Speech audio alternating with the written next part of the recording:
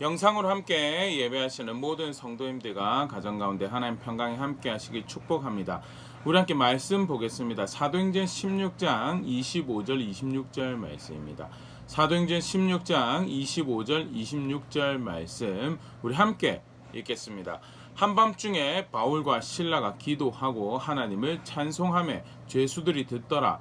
이에 갑자기 큰 지진이 나서 옥터가 움직이고 문이 곧다 열리며 모든 사람의 매인 것이 다 벗어진지라. 아멘. 하나님을 가까이 하는 가정이 되자라는 도전 주제 가지고 이 말씀 함께 생각해 왔는데요. 계속해서 오늘 이 말씀 함께 생각해 보도록 하겠습니다. 먼저 대표적인 주제죠. 하나님 가까이 하는 것이 기독교의 내 신앙이다라는 것.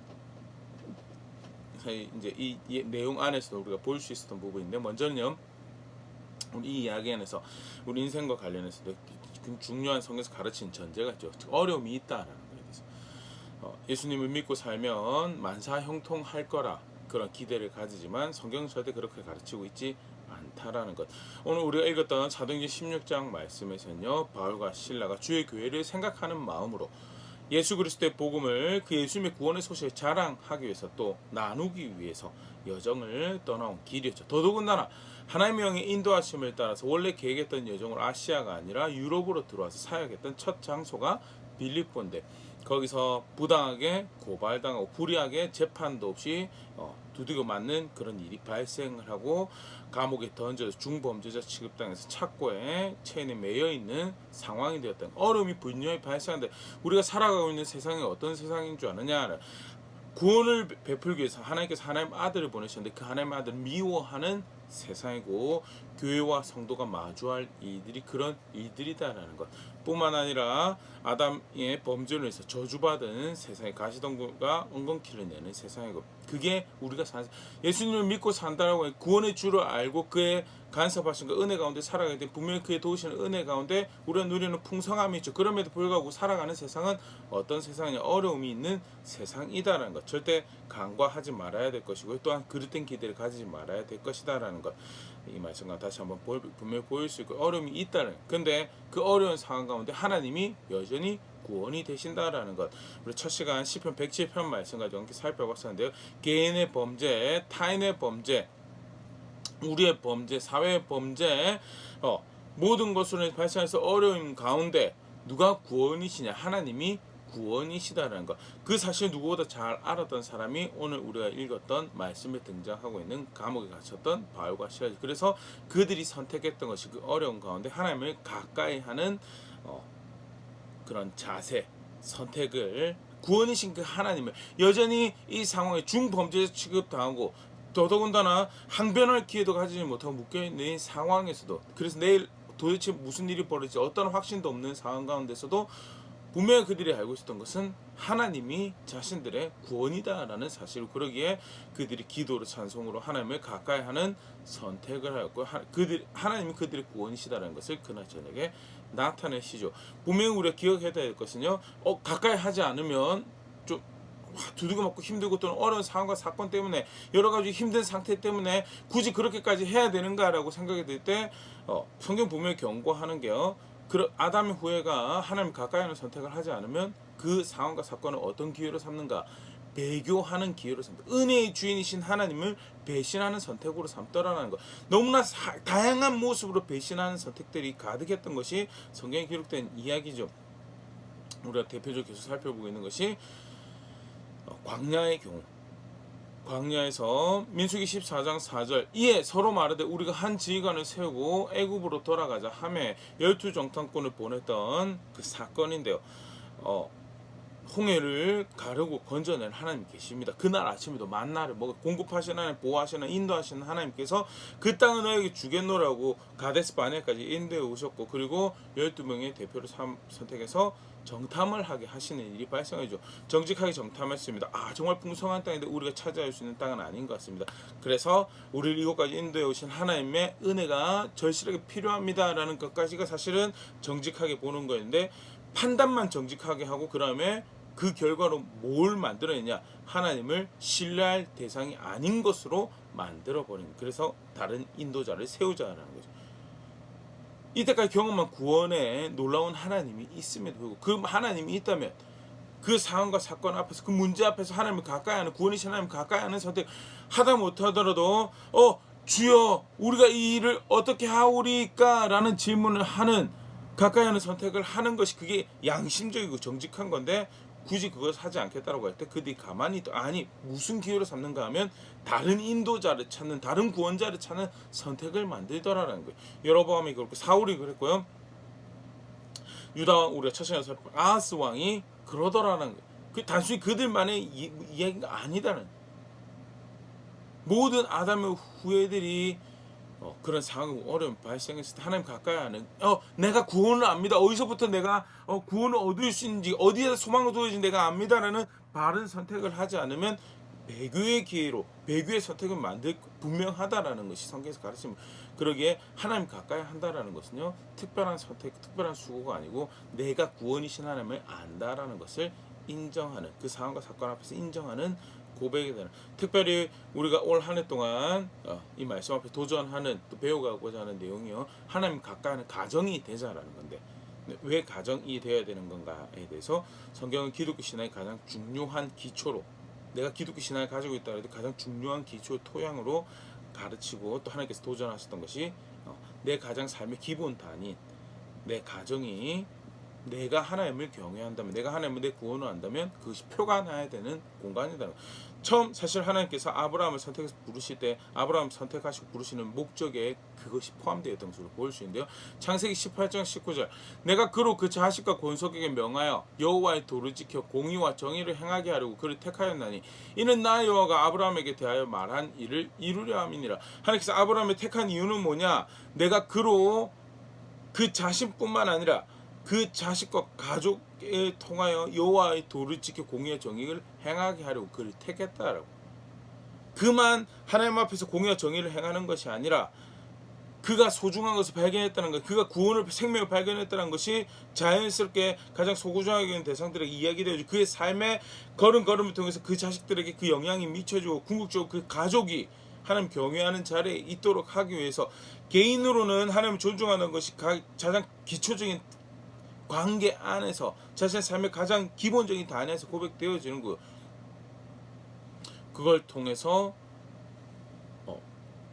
자신의 신앙을 고백할 뿐만 아니라 자녀들이 가족이 그런 자리에 있도록 초청하시는 것이 그 개인을 선택했다는 그 개인이 자신의 하나님을 안다라는 신앙에서 보여지는 모습이고요. 그 이후로 아브라함뿐만 아니라 여호수아도 동일하고 나와 내 집은 여호와를 섬길 것이다. 그것이 계속해서 신약에도 마찬가지죠. 그리스도를 경외한다는 것은 남편이 아내를 사랑하는 것에서 아내가 남편에게 복종하는 것에서 부모가 자녀를 주의 경고 훈계를 양육하는 것에서 자녀가 부모를 공경하는 것에서 드러나는 것이다. 그래서 내가 하나님을 제대로 가까이 한다라고 한다면 그것은 내 가정에서 티가 나야 된다는 측면에서 내 가정이 그렇게 함께 움직여지고 배워가는 자리에 있어야 된다라는 것을 의미하는 거예요. 그런 은혜를 또 그 하나님께서 계획하셨던 그런 은혜를 분명히 주실 거거든요. 그렇게 하나님을 알아가는 자리에 있기를 또 그렇게 도전하는 한 해인데요. 그럼 구체적으로 여러 가지 하나님 가까이 하는 모습들이 있을 텐데요. 오늘 본문 안에서 이제 조금 더 우리가 생각할 부분들이 첫 번째는 바울과 실라가 기도를 했다. 기도를 하는 것은요 아주 대표적인 하나님 가까이 하는 신앙의 모습이죠. 그런데 성경에 다양하게 기도에 대해서 가르치고 있습니다. 근데 우리가 성도로서 기도한다, 어려움 앞에서 기도한다라고 할 때 분명히 우리가 기억해야 될 중요한 그래서 우리가 세 가지로 살펴봤는데 오늘 어떻게 두 가지 꼭 기억해야 될 부분은요. 누구에게 기도하는가라고 할 때 하늘에 계신 우리 아버지께 기도한다는 것. 마태복음 6장 9절 그러므로 너희가 이렇게 기도하라. 하늘에 계신 우리 아버지와 이름이 거룩히 여김을 받으시오며 우리를 기도에 들으시는 분이 첫 번째 하늘에 계신 하나님이시다라는 것. 너무나 초월적이에요. 너무나 위대하고 감히 내가 뭐라고 이야기할 수 없을 만큼 지혜롭고 능력이 풍성하신 분이세요. 그분한테 기도한다고 내 어려움 가지고 함부로 말을 할 수가 없어요. 내가 아는 정답이 아닐 수도 있어요. 내 좁은 식견에서 내 인생을 향한 나의 관점이 틀린 관점일 수도 있어요. 그렇기 때문에 함부로 말을 할 수가 없어요. 그 내가 함부로 말을 내뱉는 게 그가 어리석다라고 이야기하는 거거든요. 그게 그의 지혜가 부족, 그의 능력이 부족하다라고 이야기하는 것이 될까 하여서 함부로 말을 올릴 수도 없어요. 사실은 예수님 같은 경우는 그렇게 가르치셨잖아요. 너희 필요한 거 다 안다라고. 그래서 먼저 너희가 구할 것은 그의 나라고 그 의를. 사실 주기도면서 그게 바로 표가 나거든요. 정말 하늘에 계신 우리 아버지께 기도할 때 가장 첫 번째 기도할 수밖에 없는 고백이 당신이 영광을 받으시는 것은 내가 원합니다라는 거예요. 당신의 뜻이 이루어져서 당신의 기쁨이, 당신의 즐거움이 이루어지는 것을 내가 원합니다라고 기도할 수밖에 없는 대상이 하늘에 계신 하나님입니다. 그에게 내가 기도한다라는 것이, 그게 성도의 기도가 하나님을 가까이 하는 기도. 죽은 신, 만들어 놓은 신 또는 내 감정의 만족을 위해서 기도하는 게 절대 아니다. 그 하나님을 가까이 하는 신앙에서의 기도를 한다면요, 내가 누구에게 기도하는지 분명히 인지하고, 첫 번째 그게 하늘에 계신 하나님입니다. 두 번째는 그가 내 아버지가 되시, 우리 아버지가 되신 분이시다라는 것. 그렇기 때문에 정직하게 기도할 수 있어요. 함부로 기도할 수 없지만요, 정직하게 기도할 수 있어요. 그가 선하신, 누구보다 좋으신 내 아버지가 되시기 때문에 그를 신뢰하면서 기도해도 되고, 그가 내 기도를 들으실 거다 확신 가운데 기도해도 되고요. 그리고 이거는 안 들으실 거라고 쉽게 말해서 욕심으로 구하는 거 말고요. 너무나 문제가 타는 부시게 찌질하고 사소한 것 같은데 이런 것도 들으실, 근데 내 마음에는 부담이 있어요.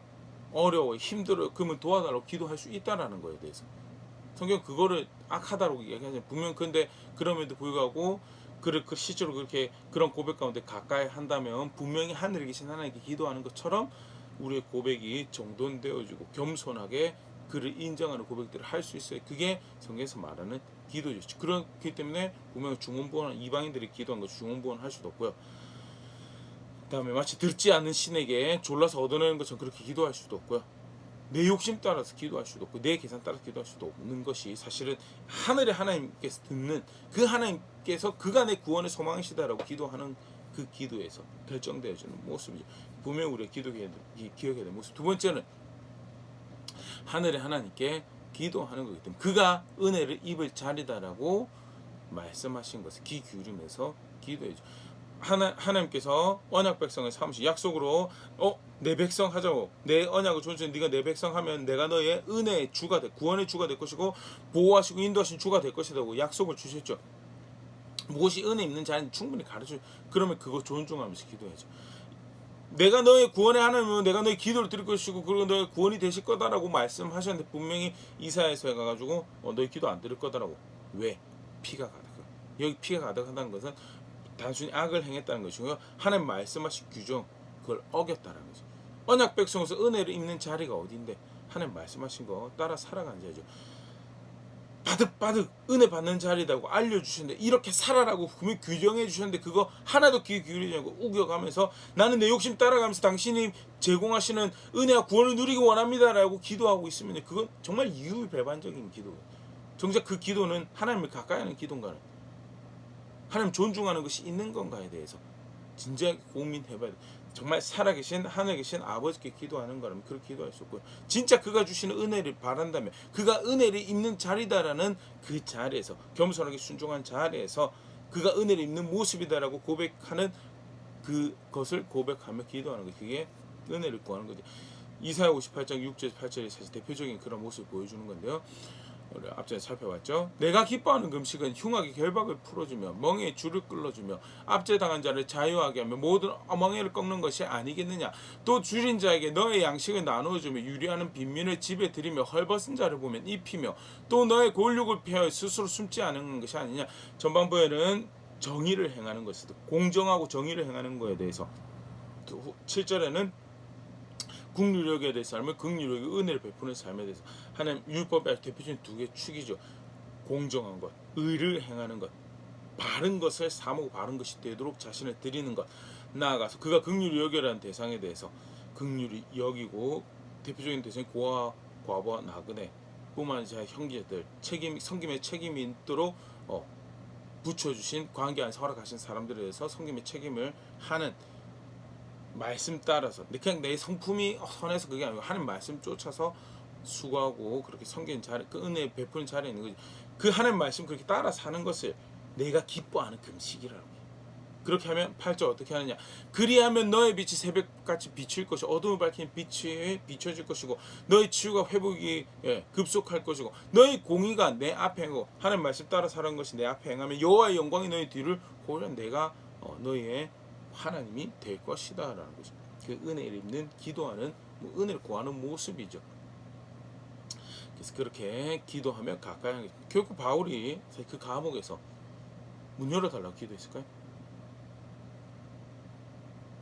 막 이걸 해결해달라고 기도했을까요? 사실 잘 모르겠어요. 바울이 그 알고 온 길이 아니었거든요. 물론 그 앞에도 어려움이 없었다 그런 건 아니에요. 그럼에도 불구하고 사실은 유럽으로 건너오게 된 것도 그런 거고, 빌립보란 지역이 바울이 안식일에 대해서 회당 자리를 기도할 자리를 찾는데 회당도 없을 만큼 너무 생소한, 물론 로마 사람으로서는 그럴 수 있는 지역이죠. 그럼에도 불구하고 유대인으로서 복음 들고 나아가는 입장에서는 좀 생소한 그런 지역이. 근데 거기 가서 그렇게 됐다고 당장 감옥 문 열어달라고 기도했을까요? 물론 어려움에 대해서 토로하고 도움을 구하는 그런 기도는 했을 수 있을 거라고 생각해요. 그런데 단순히 육신의 어떤 힘듦을 토로하고 그렇지는 않을 거예요. 우선적으로는 구원이 하나님께 있음에 대해서 인정하고 당신께 소망이신 것을, 지금도 그가 소망이신 것을 그렇게 해서 그를 가까이 하며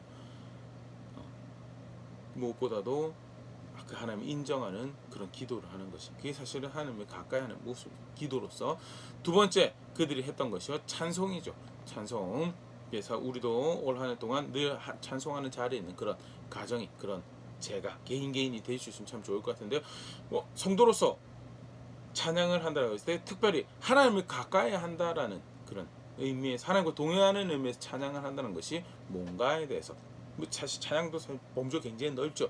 근데 특별히 이 주제와 관련해서 조금 생각을 해보면요, 먼저는 우리가 분명히 이해해야 될 것이 단순히 노래가 가지고 있는 그 특수성을 이용한 것이 아니다. 노래가 심리적으로 영향을 미치고, 감정적으로 영향을 미치고, 화학적으로 영향을 미치고, 육신적으로 영향을 미친다는 사실 간단하게 지난주에 뉴스에 글을 인용해서 생각을 해봤었는데요. 노래가 그런 힘을 가지고 있어요. 근데 그게 하나님을 가까이 하는 그런 찬양인가? 사실 그건 아니거든요. 사실 우리가 군가나 노동요 또는 여러 가지 흥얼거리는 노래들 가지고 우리가 효과를 보는 것들이 감정적 위로를 받기도 하고요. 그러면 찬양이 그 정도 수준이 되는 걸를 하나님 가까이 하는 거라고 할 수 있는 거, 사실 그렇지는 않아요. 그거는 그냥 이제 가요를 대체하는 어느 정도의 수준의 노동요로 사용하는 거지, 하나님을 가까이 한다라고 했을 때 그럼 어떤 고백을 하는 것이 하나님을 가까이 하는 찬양의 모습인가라고 할 때, 첫 번째는요, 계시에 대한 반응으로서 하는 찬양. 내 감정을 토로하는 것도 한 모습일 수 있어요. 그럼에도 불구하고 사실은 내 감정에 대한 토로도 계시라고 한다면 대표적인 게 하나님 말씀이죠. 두 번째는 행하신 일이 이제 계시가 될 수 있는 거죠. 실제로 사실은 구약 성경에 찾아보면 많은 경우에 백성의 노래가 뭐가 관련이냐면 구원하신 하나님에 대한 그 놀라운 행하신 그 계시를 목도하고, 또는 그 계시를 받아들였던, 그 행하신 일을 받아들였던 조상들이 그들에게 남겨주는 이야기를 통하여, 그들을 통하여 찬양의 대상이 되신 하나님을 인정하게 되는 거죠. 아, 당신은 이렇게 우리 조상들에게 이렇게 우리에게 행하셨고, 그래서 이런 분이 되십니다라는 그 계시에 대한 반응으로, 그런 측면에서 당신은 나의 구원이십니다, 나의 소망이십니다 고백하는 거는 괜찮아요. 근데 내 감정이 주체가 돼서, 내가 우울하니까 나의 위로가 되어주세요, 내가 슬프니까 나의 위로가 돼서, 그런 접근으로 찬양하는 건요, 사실 우리 정직하게 봐야 됩니다. 내가 주체가 되어 하나님 거기다 끼워 맞추려고 하는, 위로자가 되신다고 하셨으니까 내가 어떻게 좀 맞춰주세요. 사실은 이제 이렇게 목양적 측면이라면 그런 접근도 하면 혹시 자라갈 수 있는 계기가 될 수 있을까 해서 사용해 볼 수 있는 방법이 된다라고 이야기할 수 있겠지만요, 사실 엄격하게 따지면 성경에서 찬양은 어디서 출발하냐면 하나님이 누구이신지, 하나님이 그의 말씀을 통해서 그가 누구인지 우리가 가르쳐 주셨고, 그의 사역을 통해서 그가 누구인지 가르쳐 주신 거기서 출발해야지 그 하나님을 가까이 하는 선택이 된다는, 지난주에는 우리 출애굽기 15장에 기록되어 있는 모세의 고백, 홍해 이후의 모세의 고백을 함께 봤었다면요. 시편 106편 47절 48절도 유사한 구원에 대한 노래의 마무리 장면인데요. 47절 여호와 우리 하나님이 우리를 구원하사 여러 나라부터 모으시고 우리가 주의 거룩하신 이름을 감사하며 주의 영예를 찬양하게 하소서. 여호와 이스라엘의 하나님을 영원부터 영원까지 찬양할지어다. 모든 백성들아 아멘할지어다. 할렐루야. 하나님 찬송하고 마땅히 찬양할 백성들이 찬양하도록 초청하는 호소하는 그런 고백들로 이제 고백들을 이어가는데 결국 무엇에 대한 반응에서 오고 있는 건가? 구원하신 하나님, 여러 나라에서 우리를 구원하신, 대표적인 것은 이집트에서 구원하시고요. 사실 앞에 내용들이 많은 걸 다루고 있거든요. 출애굽 사건도 다루고 있고 그 이후에 여정에서 건져내신 그 모든 부분들을 다루면서 결국 모든 일련 사건들이 무엇을 이야기하고 있는가? 하나님께서 나의 구원이고 우리의 구원이다라는, 당신은 그렇게 우리의 구원이 되시는 하나님이십니다라고 그 계시에 대한 반응을 그를 인정하고 존중하는 고백을 만든 그게 뭐냐? 그게 그 하나님을 가까이 하는 모습이죠. 그게 그 하나님을 가까이 하는 모습이에요. 계시에 대한 반응으로. 이게 사실 별로 차이가 없는 것 같지만 굉장히 중요한 게 있잖아요. 결국 그러면 내 고백의 범주가, 내용이 또는 표현이 무엇으로 규정되는가? 하나님 말씀에서 규정될 수 있는 거죠. 적어도 그러면 하나님에 대한 왜곡된 이해를 가지고 노래하는 일은 발생하지 않을 수 있다라는 거에 대해서 별거 아닌 것 같지만요, 성경에서 가진 굉장히 중요한 원칙이 뭐냐면 우리의 생각과 하나님 생각이 다르다는 거예요. 우리의 길과 하나님의 길이 다르다는 거예요.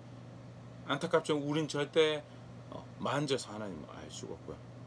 우리가 찾아내서 하나님을 알 수, 우리가 하나님을 아는 것은요, 그가 어떤 분이신 스스로를 그의 사역을 통해, 그의 말씀을 통해 알려주셨기 때문에 우리가 하나님을 알 수 있는 거고, 그런 철저히 계시의 범주 안에서 하나님을 인정하고 그를 가까이 하는 게, 그게 하나님 가까이 하는 고백의 모습이고 건강하게 그를 향할 수 있는 찬양의 모습이다. 이사야 55장 8절 9절 이는 내 생각이 너의 생각과 다르며 내 길은 너의 길과 다름이니라.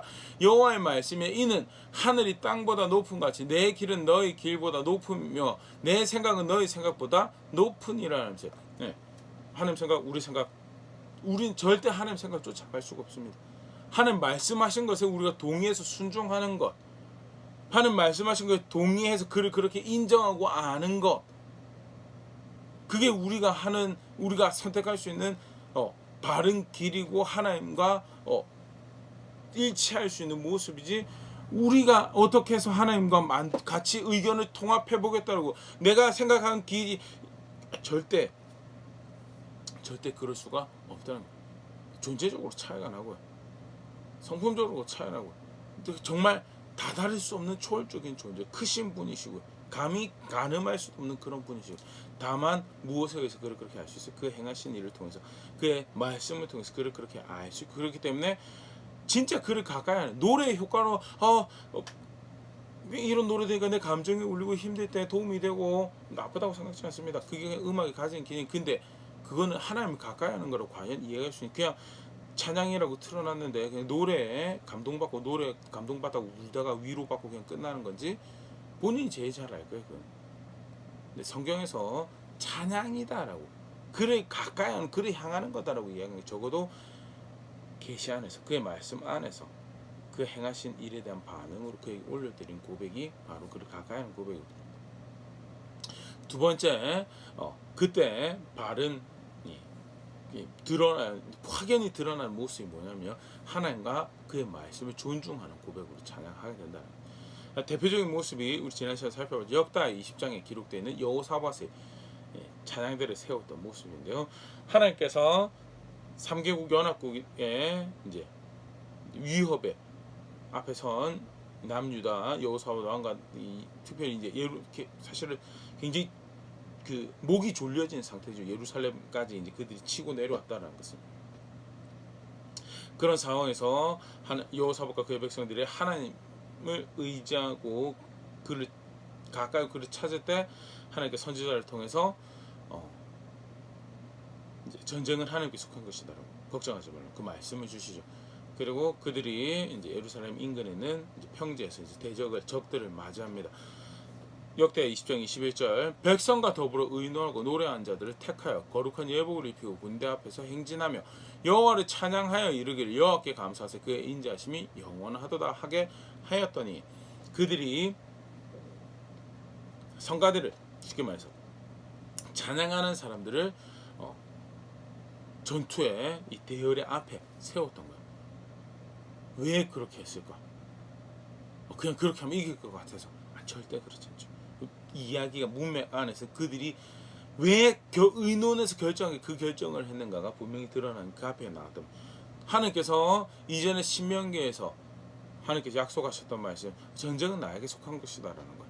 다시 선지자를 통해 이 상황에서 하나님 그런 분이시다라 백성이 그런 분이시다는 것을 다시 확인해 주시죠.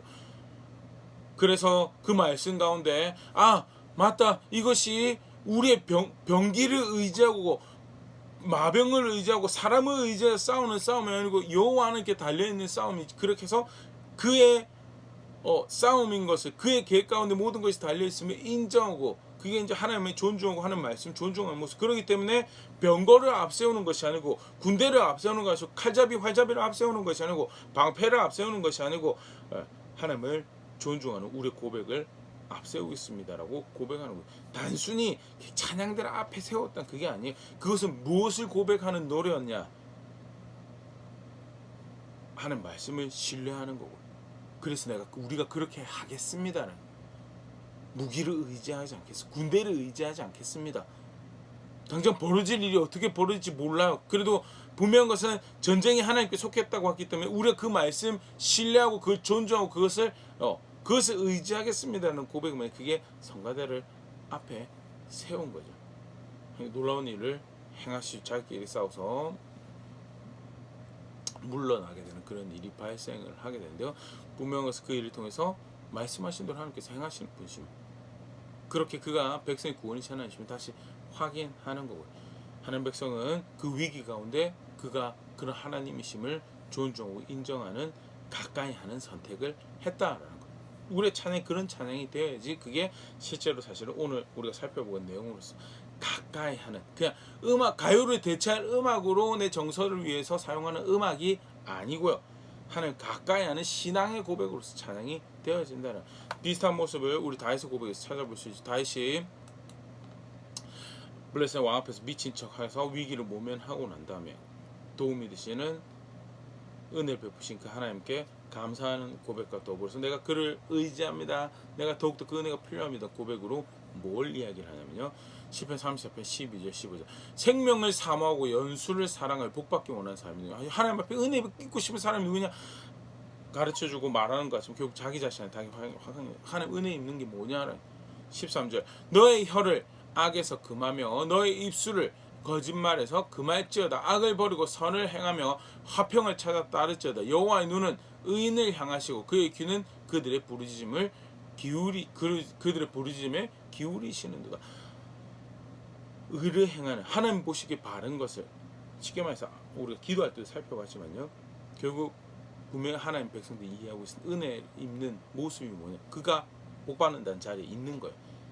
복받는다고 말씀하신 것을 순종하는 그 자리 언약 백성으로서 존중해야 될 하나님 말씀 존중하는 그 자리에 있는 그게 복받는 거. 그래서 혀에서 악을 금하고 입술을 거짓말을 제하고 악을 버리고 선을 화평을 찾아 따르지 이 말은 그 하나 조목조목 하나 선을 행하는 그것도 분명히 같이 그것이 함축하고 의미하는 말은 하나님 말씀 따라 살아가는 거죠. 악을 제거하고 거짓을 제하고 선을 행하고 의뢰하고 거룩한 삶을 살아가는 그 모든 것을 총체적으로 의미하는 거예요.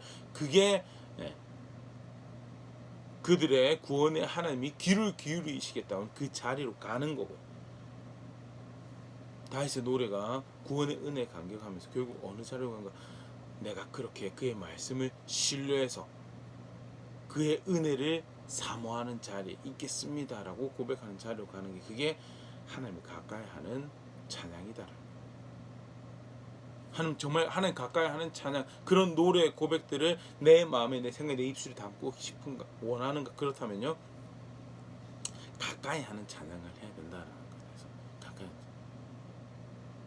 노래 감동이 나쁘다는 거 아닙니다. 근데 신앙으로서 과연 그 고백을 하고 있는가에 대해서는 우리가 정직하게 점검하고 배워가야 될 필요가 있다는 거. 노래는 그런 효과를 가지고 있기 때문에 더욱더 경각심을 가지면 내가 노래에 취한 것인지 하나님을 향하고 있는 것이 분별해야 될 필요가 있고, 신앙으로서 가까이 하는 것은요, 계시에 화답하며 하나님을 존중하고 그의 말씀을 신뢰하는 인정을 고백하는 찬양을 하는 것이, 그게 적어도 바울과 실라의 노래는 그런 노래였을 것이다 라는 거, 그게 하나님 가까이 하는 모습이죠. 오늘 세 번째, 본문에서는 사실 그 모습 분명히 보이지 않습니다. 근데 우리가 이미 기도하고 찬양 살펴보면서 분명히 기독교 신앙에서 드러난 모습인데요, 세 번째 중요한 모습은요, 하나님의 은혜를 구하는, 하나님 가까이 하는 중요한 모습은 말씀 따라 순종하는 거죠. 말씀 따라 순종하는 거. 여러 가지 굵직굵직한 사건들 가운데, 또 가르침 가운데 이 모습을 함께 보려고 하는데요, 하나님께서 언약을 맺으시면서 초청을 이렇게 하십니다. 출애굽기 19장 4절 6절 신의 산 언약이죠. 대표적인 언약인데요, 4절, 내가 애굽 사람에게 어떻게 행하였은가, 내가 어떻게 독수리 날개로 너희를 업어 내게로 인도하였으면 너희가 보았느니라. 말에 특별히 애굽 사람이 행한 거는 10가지 재앙, 홍해, 그 다음에 독수리 날개로 업어서 이것까지 온 것은 15장 이후에 19장에 18장에 이르기까지 마라의 쑥물 만나 공급하신 사건, 아말렉 싸움에서 이긴 사건, 그 다음에 물을 공급하신 여러 사건들, 대표적인 모습이죠. 하나님 어떻게 그들의 도움이 되시고 구원이 되셨는지를 그가 실제로 그런 권위와 능력을 가지고 계신 분이시고 분명히 확인을 했죠. 너에게 보여줬다는. 5절, 세계가 다 내게 속하였으니 너희가 내 말을 잘 듣고 내 언약을 지키면 너희는 모든 민족 중에서 내 소유, 그 모든 은혜를 누린 내 백성이 될 거다라고. 어떻게? 내 말을 잘 듣고 내 언약을 지키면. 6절, 너희가 내게 대하여 제사장 나라가 되며 거룩한 백성이 되리라. 너는 이 말을 이스라엘 자손에게 전할지니라. 뭐가 공급하시는 하나님의 은혜를 누리는 자리의 모습인지, 무엇이 그 승리를 주시는 하나님을 자신의 하나님을 여기는 모습인지 5절 분명히 표현이죠. 언약 백성은 내 말을 잘 듣고 내 언약을 잘 지키면. 물론 큰 언약, 큰 관계 혈정이라는 부분에서 우리가 생각해야 될 말씀이, 그러나 동시에 하나님을 나의 하나님, 우리의 하나님, 내 구원의 하나님, 내 인도하시는 하나님, 내 공급자가 되시는 하나님 알고 살아가는 모습이 뭔가에 대해서 이야기를 할 때, 어떻게 하면 그 은혜를 누리고 내가 마주한 어려움 가운데 그 신뢰할 만한 하나님 소망을 두고 살아가는 모습인가라고 할 때, 내 말 잘 듣고 내 언약 잘 지키는 게 그거다. 어떻게 그의 은혜를 구하고 어떻게 그를 신뢰, 그 은혜 주시는 것을 바라고 그를 가까이 하는 어려운 가운데 그렇게 하는 모습인가?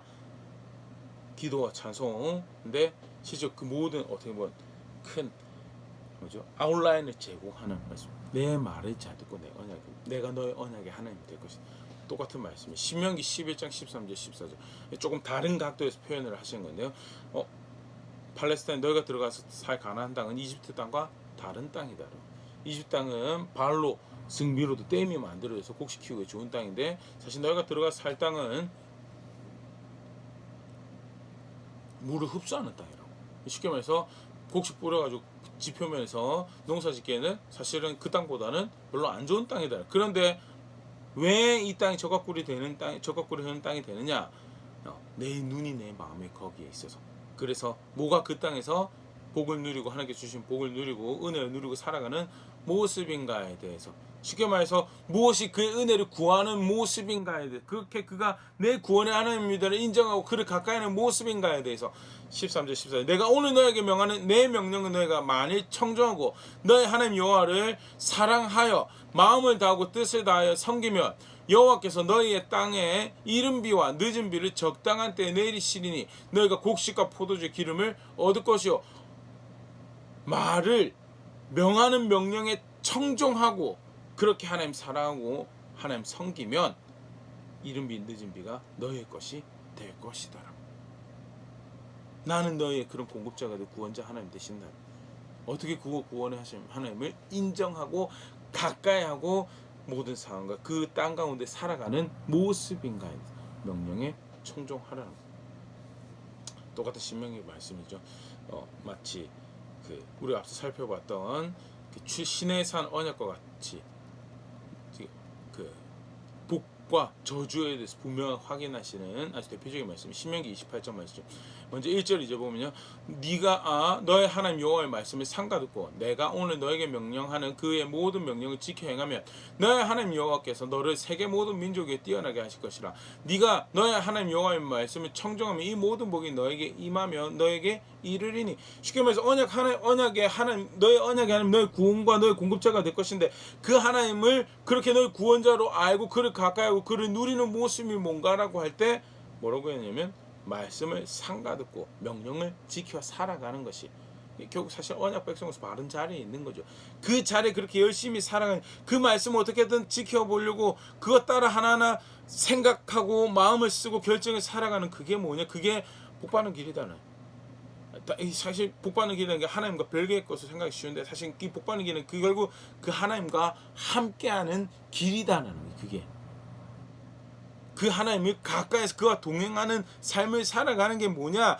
너의 언약이 하나님, 너의 하나님이라고 부르는 그와 동행하는 그 삶이 뭐냐라고 할 때 명령에 삼가 듣고 청종하고 명령을 지키는 것이 그게 그 모습입니다. 반대로 어려움을 자초하고 그 하나님 대적하는 모습을 살아가는 게 뭐냐? 신명기 28장 15절 16절 네가 만일 너의 하나님 여호와의 말씀을 순종하지 아니하여 내가 오늘 너에게 명령하는 그의 모든 명령과 규례를 지켜 행하지 아니하면 이 모든 저주가 너에게 임하며 너에게 이를 것이니 네가 성읍에서 저주받으며 들에서 저주받을 것이다. 반대로 듣지 않으면요 그게 사실은 어려움을 자초하는 자리다. 왜?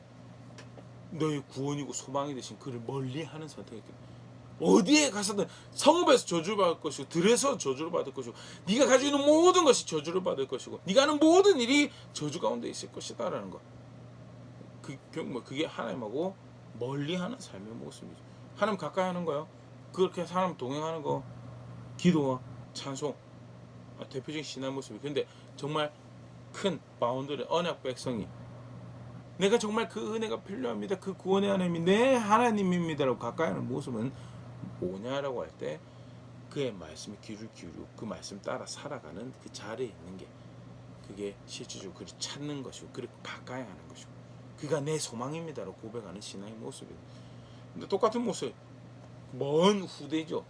선지자 미가를 통해서도 확인하시는 미가서 6장 6절 8절 내가 무엇을 가지고 여호와 앞에 나아가며 높으신 하나님께 경배할까? 내가 번제물로 1년 된 송아지를 가지고 그 앞에 나아갈까? 여호와께서 천천의 수장과 만만의 강물 같은 기름을 기뻐하실까? 내 허물을 위하여 내 마다들을 내 영혼의 죄로 말며 내 몸의 열매를 듣까? 무엇이 하나님의 기뻐 받으실 만한 고백에 대해서 그와 언약 관계 가운데 바른 자리에 있고 그 은총을 입는 모습일까에 대해서 번제물로 1년 된 송아지 가졌고 사실 명령하신 모습이었죠. 또 천천의 수장 만만의 풍성한 헌신 또 적극적인 헌신 모든 것을 드리는 심지어는 내 몸의 열매를 드릴 가운데 마다들을 드리고 막 정말 대단한 속칭 헌신이고 하나님 가까이 하고 하는 것 같죠. 근데 사실은 엄격히 따지면 종교적인 모습인 거예요.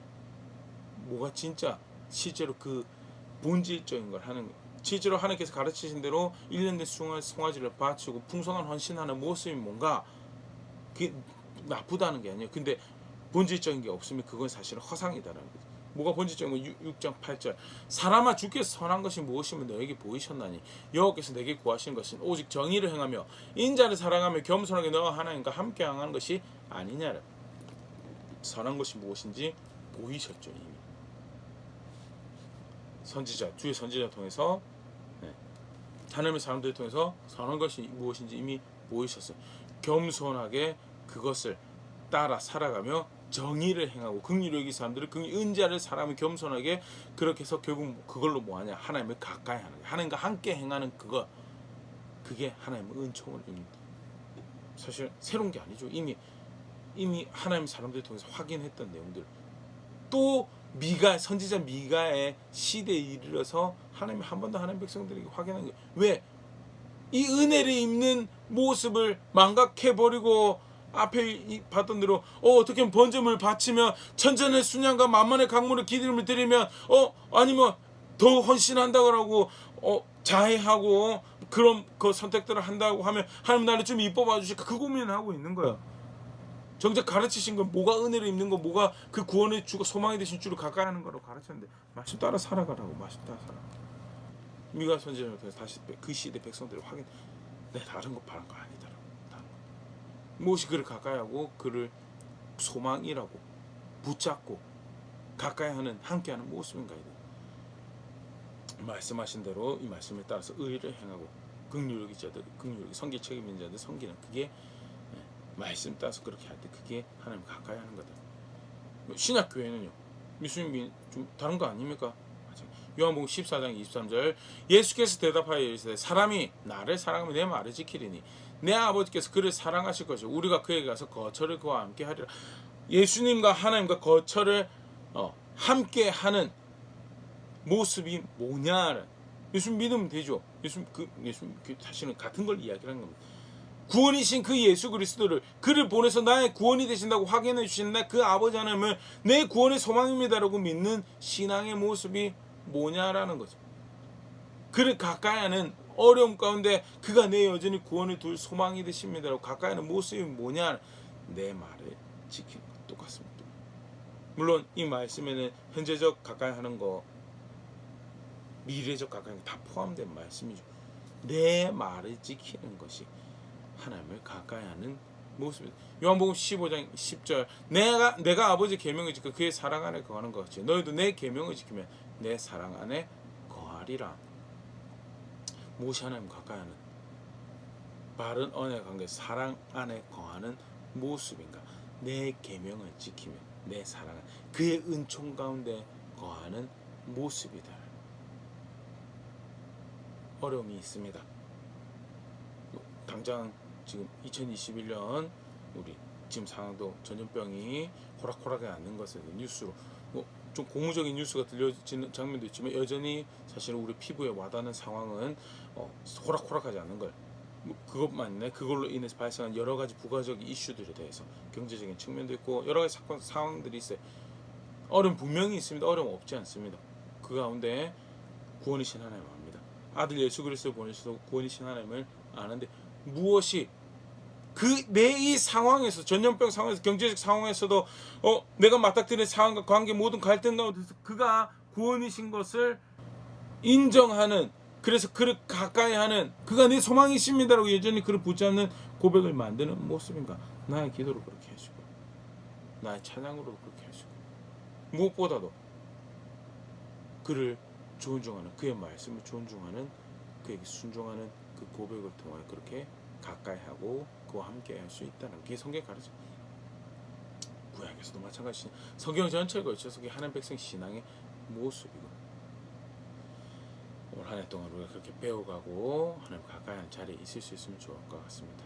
말씀 앞에 다시 한번 더 정직하게 돌아보면서 근데 분명히 하나님과 동행한다고, 기독교 신앙 굉장히 중요한 덕목이죠. 가까이 하고 하나님 동행하고 하는가, 하나님 찾고 하는 그런 모습들. 근데 실제로 내가 하나님을 어떻게 가까이 하는가? 분명히 기도하고 찬양하는 생각도 했었어요. 나름 어떤 영역, 삶의 영역에서 순종한다는 부분도 분명히 있었을 것이고. 그래서 주변의 어떤 사람들보다는 그래도 내가 선하지, 내가 그래도 바르지라는 생각들 분명히 하고 계셨을 텐데, 말씀이 기준이죠. 사람이 기준이고 말씀이 기준. 기도도 그렇죠. 기도도 내가 하는 말씀대로 그렇게 하나님 찾는 기도를 하든지, 아니면 내 그냥 한풀이 하듯이, 넋두리 하듯이 그 감정 다 쏟아내고는 후련하다라고, 그러고 그냥 누가 들었는지도 모르겠어요. 그냥 그런 기도를 하지는 혹시 않았었는지, 그런 부분들. 내가 찬양을 했는데 그냥 노래를 했던 것, 군가 부르는 거나 애국가 부르는 거랑 별반 다를 것이 없는 그런 노래를 부르고, 그래서 노래 가운데 그냥 감동받고 있었던 건, 진짜 아니면 백성의 노래, 백성의 찬양 가운데 그를 인정하고 존중하는, 그를 가까이 하는 그 찬양 가운데 함께 하시겠다고 하신 그 하나님을 가까이 하는 찬양 가운데 지금도 우리 가운데 살아서 역사하신 그 하나님으로 위로받고 격려받으면, 비록 당장 그의 때가 아니어서 문제가 해결되지 않을 수도 있어요. 갈등이 해결되지 않을 수도 있어요. 그럼에도 불구하고 구원신 그로 말며, 그가 주신 힘으로 말며 걸음걸음 그의 길을 따라가는, 혹시 그런 자리에 내가 한다는 노래가 어떤 노래였는지, 어떤 찬양이었는지, 어떤 고백이었는지 다시 말씀을 생각하고 있었으면 좋을 것 같고, 오늘 마지막으로 살펴봤던 말씀을 따라 순종하는 것을 하나님 가까이 하는 것이, 그게 묵묵히 어떻게 보면 지루해 보일 수 있는 싸움이죠. 아니, 답이 없는 길을 굳이 선택해서 가는 별다른 뾰족한 게 아닌 것 같아요. 당장 내 사건에 내 상황에 답이 될 것 같지도 않은. 근데 사실 그게 답이거든. 왜? 다른 구원이 없어요. 다른 구원이. 예수 그리스도 말고 다른 구원이 없어요. 그래서 하나님 아들이 나를 위해서 우리를 위해서 이 땅에서 죽으셔야 돼요. 근데 그 구원의 길 말고, 그래서 그가 옳다라고 하는 그거 따라가는 거 말고는 내게 생명이 없는데 과연 나는 무엇이 옳다고 무엇이 내 구원이 될 것 같다고 소망을 두고 가까이 하고 살아왔던가에 대해서 다시 한번 돌아볼 수 있으면 좋겠어요. 정말 가까이 해야 돼. 소망이 두어야 돼. 가능하게 소망을 두면 무엇이 실제로 그렇게 가까이 하는 거지. 겸손하게 하나하나 배워서 기도하고 배워서 찬양하고 겸손하게 그를 따르는 그런 고백들을 만들어가면 내가 구원이 어디서부터 오는지를 압니다. 내가 주의 교회입니다라는 선택들을 만들어가는 우리가 그렇게 함께 자라가는 교회 될 수 있으면 좋을 것 같습니다.